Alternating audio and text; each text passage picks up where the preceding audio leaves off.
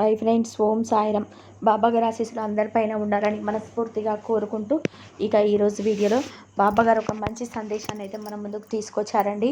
అందరూ కూడా సుఖంగా, సంతోషంగా, ఆరోగ్యంగా ఉండాలని, ఆ బాబాగారి ఆశీస్సులు అందరిపైన ఉండాలని మనస్ఫూర్తిగా కోరుకుంటున్నానండి. ఇక ఈ వీడియో చూసే ముందు వీడియోకి అయితే ఒక లైక్ ఇవ్వడం మాత్రం అస్సలు మర్చిపోకండి. లైక్ ఇచ్చి వీడియోను చూడడం స్టార్ట్ చేయండి. తల్లి, నీ కళ్ళతో చూసినదంతా నిజం కాదు. విధిరాతను మార్చే శక్తి ఎవరికి ఉంటుంది? చూసి మోసపోకు తల్లి, వెంటనే తెలుసుకొని జాగ్రత్త పడు అని బాబాగారు ఒక చక్కటి సందేశాన్ని మన ముందుకు తీసుకొచ్చారండి. బాబాగారు ఈరోజు మనకి ఈ సందేశాన్ని అందిస్తున్నారు అంటే దాని వెనక ఉన్న రహస్యం మనం తెలుసుకోవాల్సిందే. బాబాగారు ఏం చెప్పబోతున్నారంటే, ఒక్కొక్కసారి మన జీవితంలో మనం చూసినవన్నీ నిజాలు కాకుండా పోతాయి. అవి ఒక్కొక్కసారి మనల్ని మోసం చేస్తాయి, మనల్ని దోషిల్లా 10 మందిలో నిలబెడతాయి. ఇలాంటి ప్రమాదంలో నువ్వు పడకూడదు అంటే ఈరోజు బాబాగారు చెప్పే ఒక చిన్న కథ ద్వారా ఆ సందేశం ఏంటో అర్థం చేసుకోండి. ఒక గ్రామంలో వీరభద్రప్ప రైతు ఉండేవాడు. అతని దగ్గర రాజు అనే ఒక కుర్రవాడు ఒడ్ల కాపరిగా పనిచేస్తూ ఉండేవాడు. ఒకరోజు ఉదయాన్నే వీరభద్రయ్య నిద్ర లేచి చూస్తే రాజు ఇంకా నిద్ర లేవలేదు. రాజును నిద్ర లేపుతూ వీరభద్రయ్య ఇలా అంటాడు: రోజు ఉదయమే లేచి గొడ్ల చావడిలో పనిచేసి, ఇంటి పనిచేసి, ఇంత చద్ది తిని గొడ్లను మేపడానికి తోలుకుపోయేవాడివి. ఇవాళ నీకేమైందిరా? ఇంకా లేవని లేదు. రాజు ఇంకా నిద్ర నుండి లేవలేదు ఎందుకు అనగానే రాజు తక్కువ నిద్ర లేస్తాడు. ఏమైందిరా? ఇంట్లో బాగలేదా? ఏదైనా సమస్య ఉంటే చెప్పు, వైద్యుడి దగ్గరికి వెళ్దామంటాడు వీరభద్రయ్య. ఆపై అదేం లేదండి, కాస్త చలిగా ఉంది కదా, అందుకని నిద్ర లేవలేకపోయాను. మీరు వెళ్ళండి అయ్యా, నేను పని వాళ్ళని చూసుకుంటాను అంటాడు. అప్పుడు వీరభద్రయ్య సరే సరే ఏదైనా సమస్య ఉంటే నాతో చెప్పు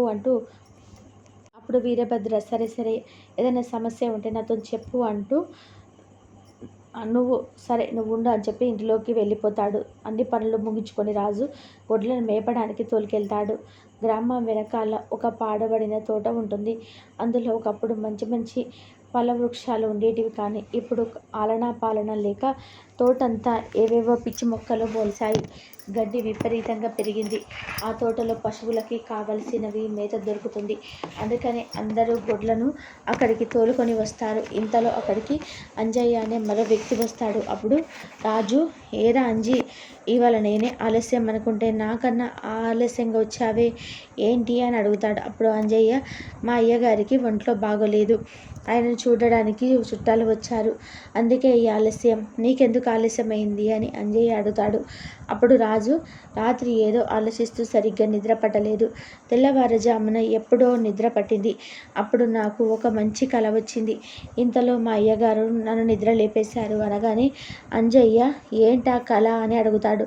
అప్పుడు రాజు, నేను బాగా డబ్బున్న వాళ్ళ ఇంట్లో పుట్టినట్టు, సుకుమారంగా పెరిగినట్టు, నా కింద బోలెడంత పని వాళ్ళు ఉన్నట్టు, నా ఇంట్లో ఎక్కడ పడితే అక్కడ డబ్బులు కట్టలుగా ఉన్నట్టే నా ఇంట్లో పని వాళ్లకు నేను డబ్బు విసురుతుంటే వాళ్ళంతా కూడా ఒకరి మీద పడి ఏరుకుంటున్నట్టు మంచి కల వచ్చిందిరా అనగానే అంజయ్య, జీవితంలో కష్టపడి పైకి రావాలని అనుకోవడంలో తప్పులేదు, కానీ ఉన్న పలంగా డబ్బు వచ్చి పడిపోవాలి, కింద పని చేసే వాళ్ళు నీచంగా చూడాలని అనుకోవడం తప్పురా.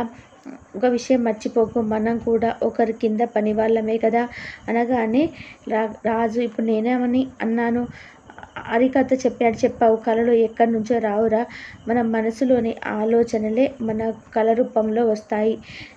నీ కింద పనిచేసే వాళ్ళకు నువ్వు డబ్బు విసరడం ఏంటి, ఆ డబ్బును వాళ్ళు ఏరుకోవడం ఏంటి అనగానే రాజు, ఒరేయ్, నా జీవితంలో ఇది ఎలాగో సాధ్యం కాదు, కనీసం కళలో మనకు నచ్చినట్టు కళ కనకూడదా అనగానే అంజయ్య, సమస్యకు కళది కాదురా, నీ ఆలోచనది. నీ దేవుడు ఎవరికి ఏమి ఇయ్యాలో అది ఇచ్చి ఈ భూమి మీదకు పంపుతాడు. ఆ తర్వాత నువ్వు ఎలా బ్రతకాలనేది కూడా ముందే రాసిపెట్టి ఉంటాడు. దాన్ని విధిరాత అని కూడా అంటారు. దాన్ని మాత్రం మార్చడం మన తరం కాదు, అంటే చెప్తామంతే. ఏందిరా ఏదో పెద్ద పెద్ద స్వాములు మాట్లాడినట్టు మాట్లాడుతున్నావు. కొంప తీసి మారువేషంలో ఉన్న స్వామివి కాదు కదా? లేదురా, మా అయ్యగారు నీకు తెలుసు కదా, ఎంత మంచివారో, ఎంత గొప్ప వ్యక్తి, ఎంతోమందికి సహాయం చేస్తాడు, ఇంకా ఎంతోమందికి చదువు కూడా చెప్పించాడు, బోలెడంత డబ్బు సంపాదించాడు. ఆయన గురించి ఇంకా చెడుగా మాట్లాడే వాళ్ళు ఎవరైనా ఉన్నారా? కానీ ఆయనకు పట్టిన గతి చూసావా? కాళ్ళు చెయ్యి పడిపోయి 2 రైళ్ళగా మంచాన పడి ఉన్నాడు. ఆయనకు దేవుడు ఇంత పెద్ద శిక్ష విధించాడు. ఆయన్ని చూడని వైద్యుడు లేడు, వాడిన మందులు లేవు. కానీ ఆయనకు జబ్బు నయం కాలేదు అనగానే రాజు, అంత డబ్బు ఉండి కూడా రోగం నయం కాకపోవడం ఏంటిరా అనగానే అంజయ్య, దాని విధిరాత అంటారు. నేను మా అయ్యగారితో పొద్దున సాయంత్రం రోజు కూర్చుంటాను కదా, ఆయన తన బాధ చెప్తూ ఉంటాడు. ఈ విషయాలని ఆయన విన్నయి అనగానే, ఆయన ఏది ఏమైనా డబ్బు సంపాదించాలిరా, ఎత్తైనని చూడు, డబ్బు ఉంది, ఆయన చూసుకోవడానికి పని వాళ్ళని పెట్టుకున్నాడు. అదే మన వాళ్ళు అయితే కుక్కర్ లేని చావు చావాలి అని అనగానే, అంజయ్య ఒక రకంగా అలాంటి పరిస్థితిలో ఉన్నారురా, పని వాళ్ళని పెట్టాం కదా అని ఇంట్లో వాళ్ళు పట్టించుకోవడం మానేశారు. ఆయనకేమో కొడుకులు, కోడళ్ళు, మనవలు, మనవరాళ్ళు పక్కన ఉండాలని కోరిక. వాళ్ళు రారు, ఈయన వెళ్ళలేడు, నాతో చెప్పుకొని బాధపడుతూ ఉంటాడు. భార్య, కొడుకులు అందరూ కూడా ఆయన గురించి పట్టించుకోవడం మానేశారు. ఆయన పనులు చూసుకోవడానికి నేను, ఇంకొక ఆడ మనిషి ఉంది, కానీ ఆయనకు ప్రేమ పంచడానికి సొంత వాళ్ళు ఎవరు లేరా అంటాడు అంజయ్య. అప్పుడు రాజు, ఇవన్నీ వింటుంటే నాకు కూడా భయం వేస్తుందిరా, అందుకేరా డబ్బు బాగా సంపాదించాలి అంటాడు రాజు. అప్పుడు అంజయ్య రాజు వైపు చూసి నవ్వుతూ ఇలా అంటాడు, ఏం చెప్పింది నీకేం అర్థం కాలేదని అర్థమైంది, అందుకే నవ్వొచ్చింది అని అంటాడు అంజయ్య. అలా గొడ్లు రోజు మేపడానికి అంజయ్యకైతే ఇక్కడికి వచ్చి కలుసుకునేవారు, అలా కబుర్లు చెప్పుకునేవారు. ఒకరోజు రాజును గొడ్లను మేపుకొని ఆ చోటుకి యథావిధిగా వస్తాడు. కానీ ఆ రోజు పండుగ కావడం వల్ల మిగిలిన వాళ్ళు ఎవరికి అక్కడికి రాలేదు. ఆ మాట రాజుకు తెలియదు. 2వ రోజు మళ్ళీ అందరూ వస్తారు. అప్పుడు అంజీని చూసి రాజు ఇలా అంటాడు, ఏరా నిన్ను కండ్లెర్ర చేసుకుంటూ ఇంట్లోనే ఉన్నావా అనగానే, అవును, మా అయ్యగారు సెలవిచ్చారు అనగానే, రాజు, నేను నీకు ఒక ముఖ్యమైన విషయాన్ని చెప్పాలి. అంతకంటే గొప్పది. అవునా, ఏంటి, దేవుడు కనిపించాడా లేక దయ్యం కనిపించిందా అనగానే, రాజు, అసలు ఏం జరిగిందో చెప్తాను విను. నేను నిండా ఒక్కనే కావడం వల్ల నాకు ఏం చేయాలో దొరికే, కాలుగాలే పిల్లిలాగా తోటంతా తిరిగినావు, పశువులను అటు నుంచి అటు మళ్ళీ ఇచ్చావు. అప్పుడు అసలే చిరాకులున్న నా మీద ఒక కందిరీగా వచ్చి నా మీద వాలి అసలు నా మీదకు బ్రాగానే చంపేశాను. అప్పటికి నాకు దాని మీద కసి తీరా కూడా కళేబరాన్ని 2గా చీల్చి ఎడమగా పడవేశాను. అది ఒక పొద మీద పడింది. పడుతూనే ప్రాణం జుమ్మున ఎగిరిపోయింది. అది చూడగానే నేను నిర్ఘాంతపోయి ఆ కందిరీగా కళేబరం పడిన చోటుకెళ్ళి జాగ్రత్తగా గమనించాను. అది ఒక చిన్న పొద మీద పడింది. ఆ పొద నిండుగా దట్టంగా ఆకులున్నాయి.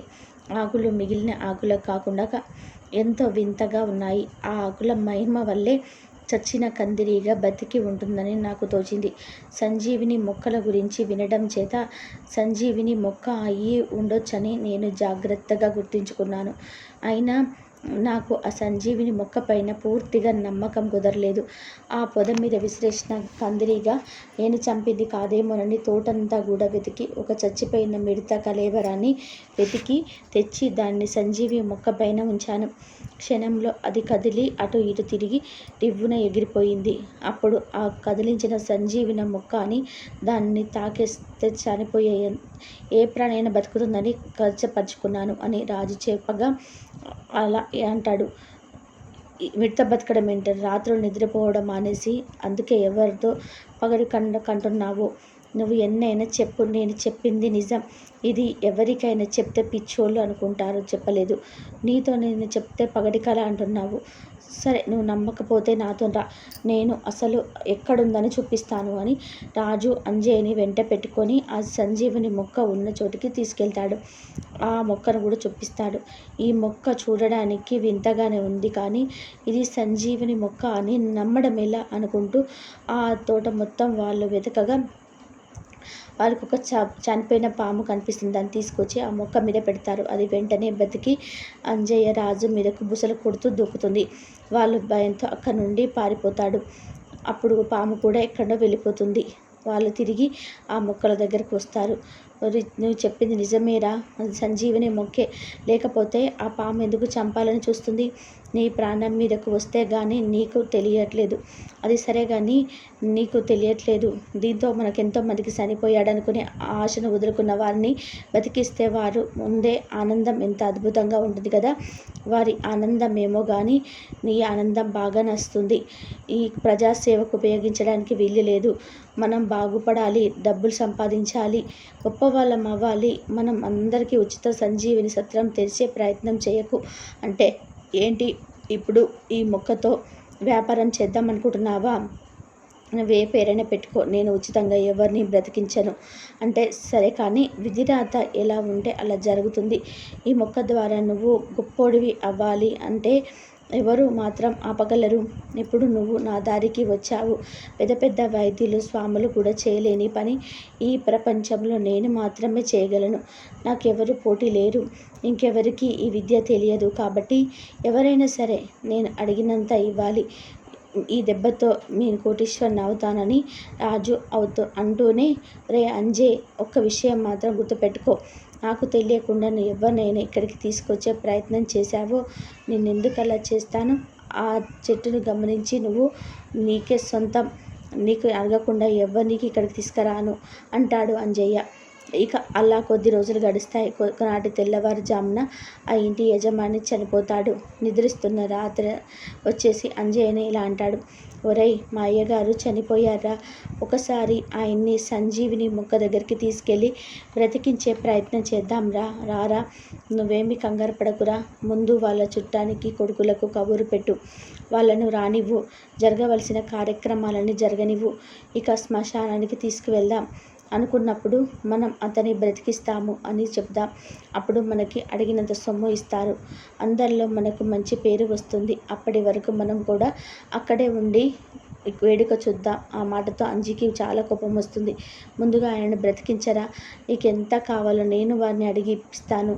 ఇప్పుడు రాజు ఇలా అంటాడు, బ్రతికించిన తర్వాత మనకి ఏం ఇవ్వర్రా పిచ్చోడా, 4 మాటలు పొగుడుతారు అంతే.